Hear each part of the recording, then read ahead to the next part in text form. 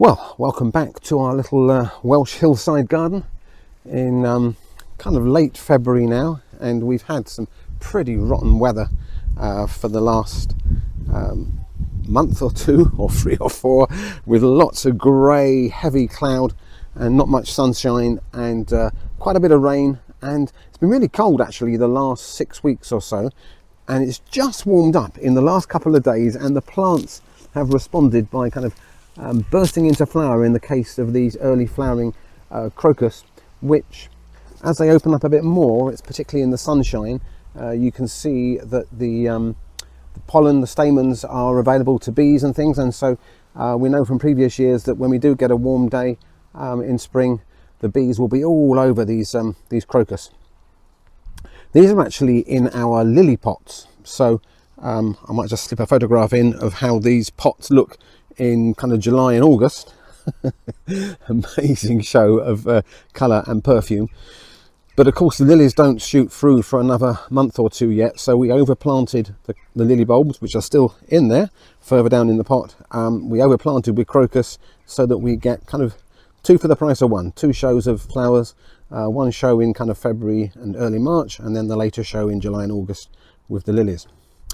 Now what I've been doing, it's a little experiment I'd like you to join me on, is some mulching. So the compost level in here has sunk down over the years, and I've decided to go around and top up the compost and apply it like a mulch. So a mulch is basically a layer of material that we put over the soil surface, either in pots or in the ground, and that material, normally organic material like this compost, or in this case actually it's well rotted farmyard manure mixed with some compost, like composted manure I'd probably call this.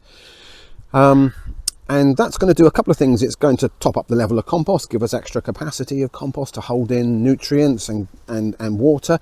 This will be full of nutrients, particularly the manure version I'm using here, and it will add kind of the potential for more microorganisms in the soil as well. When you've got fresh organic matter, it gets all those bacteria and the fungus, the friendly fungi, working in the soil, and the worms and all the microorganisms which do a fantastic job for us. We don't fully understand everything that they do, but we know that a good healthy soil with lots of natural organisms in there, healthy soil gives us healthy plants. So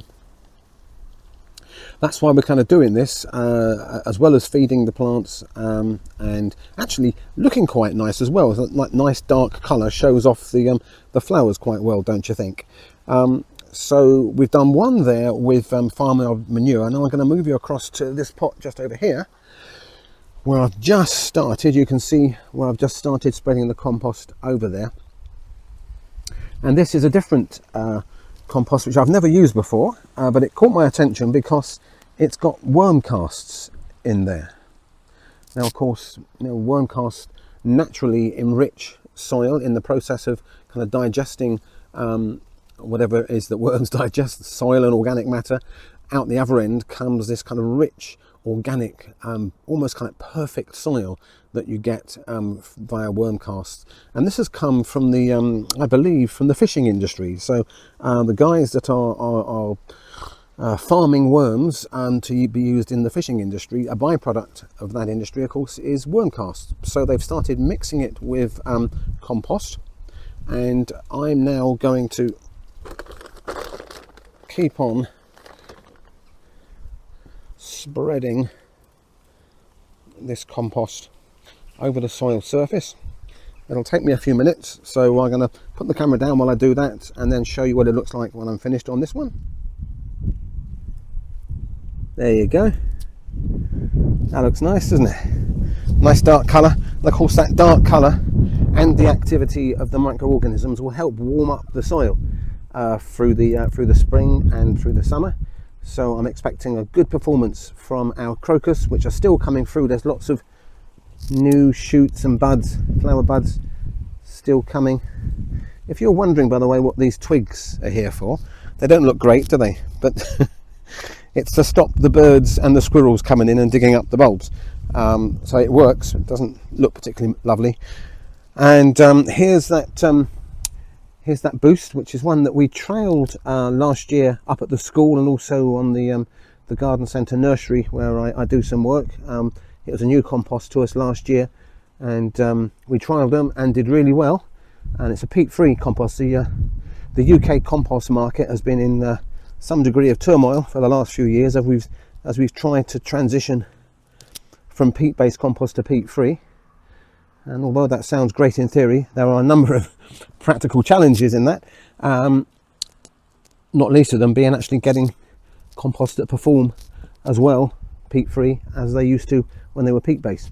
This one seemed to do very well last year. We will keep you posted on how the crocus and the lilies in the summer do. And similarly with this one here, this is a new one to us with those worm casts in. We'll let you know how we get on. And now it's all quite kind of heaped up there. It's kind of quite high in the pot, the compost at the moment, the level, as you can see. But what's going to happen is there's a bit of Welsh rain coming in tomorrow, and when it comes to rain here in Wales, we're specialists. We do rain really well, so that's going to flatten down and kind of wash some of that compost into the soil surface. And compact it down a little bit, so then it'll be at the right level.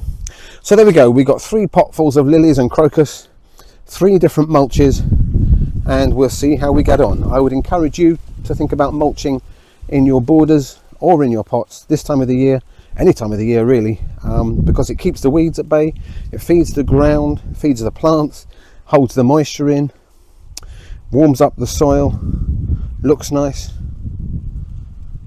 What's not to love about a bit of mulching? Let's do it.